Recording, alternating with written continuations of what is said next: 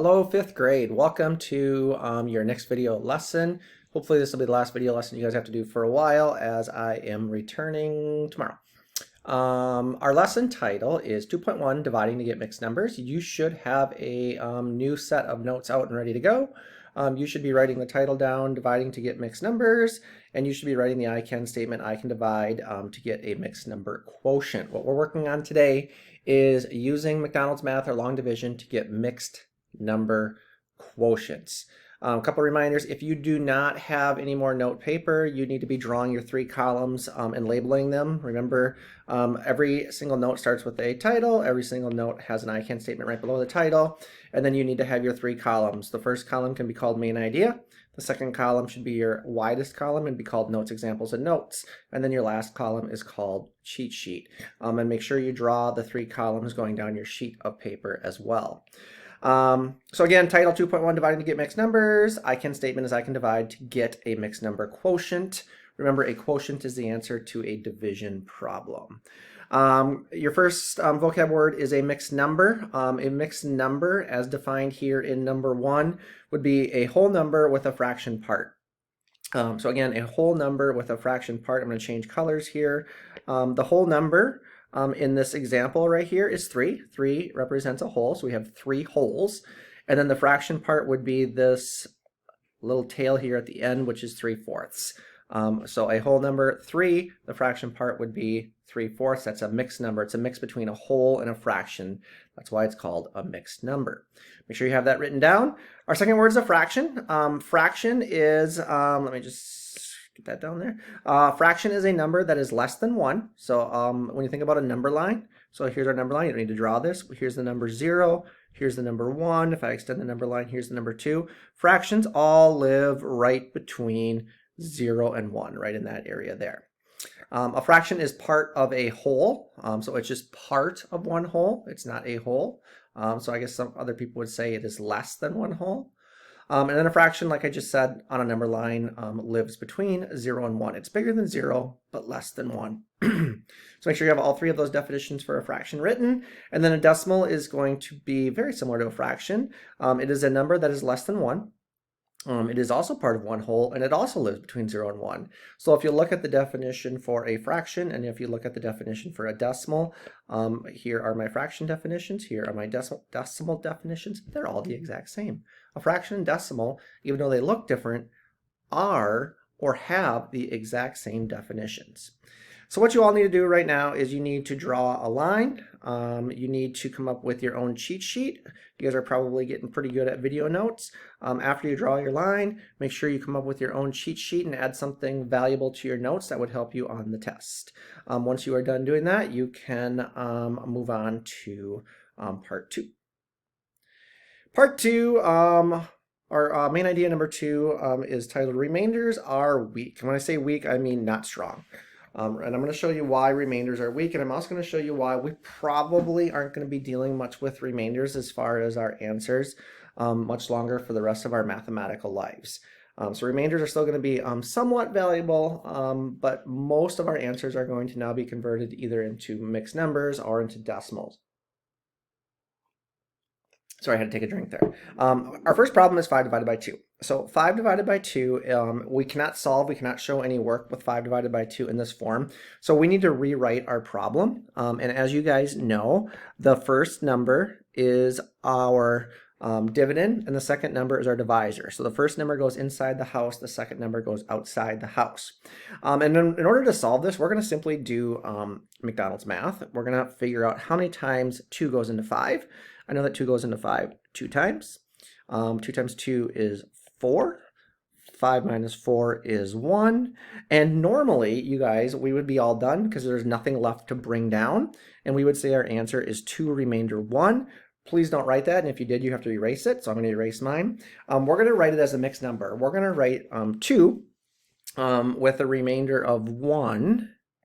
Actually, I lied. I actually write that down. I want you to write down 2 remainder 1. We'll have it as you can see, just like that. And I want you to write a little something here about our remainder. The remainder, go ahead and you're going to be writing what I'm writing. The remainder tells us how many parts are left over. So the remainder tells us how many parts are left over. So when we did 5 divided by 2, we subtracted 5 minus 4, we got 1. We have 1 part left over. So we left that as remainder 1. So to remainder 1, remainder just tells us how many parts are left over. We're going to go down to number 5. We're going to do the exact same problem. So again, we're going to rewrite it with the dividend inside the box, the divisor outside the box. We're going to do our math. 2 goes into 5 2 times. 2 times 2 is 4. Subtract, I have 1 left over. But now this time, instead of writing a remainder, we're going to write it as a mixed number. We're going to take this 1 and we're going to use it as the numerator or the top number of a fraction, and we're going to use the 2 as the denominator as the bottom number of the fraction. I'm going to explain where we get the 1 and the 2 from here in just a second, but please just know that the 1 that is left over goes up there in the numerator, the top part of the fraction, and then the 2 actually comes from our divisor. The divisor is going to be the denominator in a mixed number quotient. So a little bit of an explanation here. First of all, I want to let you know that, and you should be writing this, the mixed number tells us how many, parts are left, and, so there's an and here, guys. So a mixed number tells us how many parts are left and tells us how many total parts we have. Okay, so if we look at this, we have 2 1/2 as our final answer. We already know that the 1, so I'm going to change my color here. We already know that the 1 is brought up and put into the numerator of a mixed number, and that's how much is left over. The denominator, or the 2, or the divisor, is the denominator or the bottom number in my mixed number, and that's how many total parts we are breaking, or how many total parts there are to break it into. So we have 5 divided by 2. Our whole number is a 2. Whoopsies. Our whole number is a 2. We have 1 part left over, so we put that at 1 as our numerator, out of a total of 2 total parts. So we have 1 left over out of a total of 2 total parts. I'll come back to this here on number 6 as we do a couple more of these and explain what we have with mixed numbers. So for number 6, same thought process going here. We have 843 divided by 5. We're going to put the divisor, or the first number, inside the box.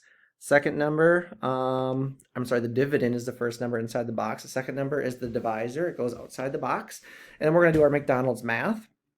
And we're going to start breaking the 843, or the dividend, into 5 parts. We're going to break the dividend, 843, into 5 parts. So that's what we're really doing when we're doing division. So I'm going to go kind of quick, and you just keep up with me. I'll write this down as we go. I know 5 goes into 8 one time. 8 minus 5, 1 times 5 is 5, 8 minus 5 is 3. Bring down my 4, so again I'm doing my McDonald's math. 5 goes into 34 6 times. 6 times 5 is 30. Subtract, I got 4 left over. I bring down my 3.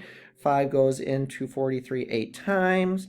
5 times 8 is 40. 43 minus 40 is 3, and I'm going to stop right there. So I have broken up 843 into 168 whole parts. So I have broken it into 168 whole parts, and then I have 3 left over of the 5 that I'm breaking it with.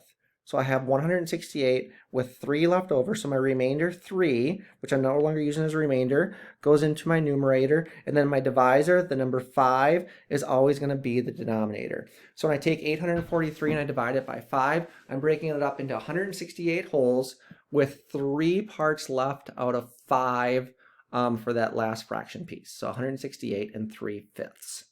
One more. I got 3,749 divided by 12. I've said this many times now. First number or your divisor goes inside the box. Second number, first number is the dividend and it goes inside the box. The second number is the divisor, it goes outside the box. This time we're actually dealing with a 2-digit number, so it makes it a little bit more challenging. But the more you practice your math facts, the better you're going to get. I know that 12 doesn't go into 3, so I put a place value holder. 12 goes into 37 3 times. 3 times 12 is 36. I have 1 left over, bring down my 4. 12 goes into 14 one time. 1 times 12 is 12. Subtract, I got 2 left over, bring down my 9. And I know that 12 goes into 29 2 times. 2 times 12 is 24. Subtract, I have 5. As you can see, there's nothing left to bring down. So I have taken the number 3,749, and I have broken it into 12 parts. I have broken it by using a divisor of 12, and I have 312 for my whole number. I have 5/12 left over. So my remainder 5, again, is the top number of the fraction. We call it the numerator. And then the number I use to divide, the 12, also called the divisor, becomes my denominator. So this 12 becomes the denominator. So 3,749 broken into 12 gives us 312 total whole pieces with 5/12 of another piece left over. So you guys, gals, you're going to draw a line. There's a lot of information there. Nothing super brand new. The only really brand new about this is the dividing, and the dividing piece is what we have left over. So instead of writing for, again, number 7, instead of writing this as a remainder 5, we're going to write it as a mixed number with 5 left over over 12. 5 left over 12, which is what we're using to break it. So I want you to, again, draw a line. You're going to go to main idea number 2, and you're going to write yourself a cheat sheet based on all of the information we have there. So to conclude this, we said remainders are weak. The reason remainders are weak is because they don't tell us as much information as a mixed number does. So when you look at number 4, we had just a remainder of 1 here.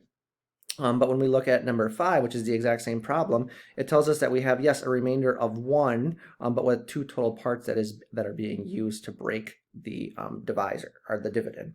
So again, remainders are weak just because they don't tell us as much information as what a mixed number does when you're using that for decimal quotients. Good luck with your assignment. Write your cheat sheet, and good luck with your assignment.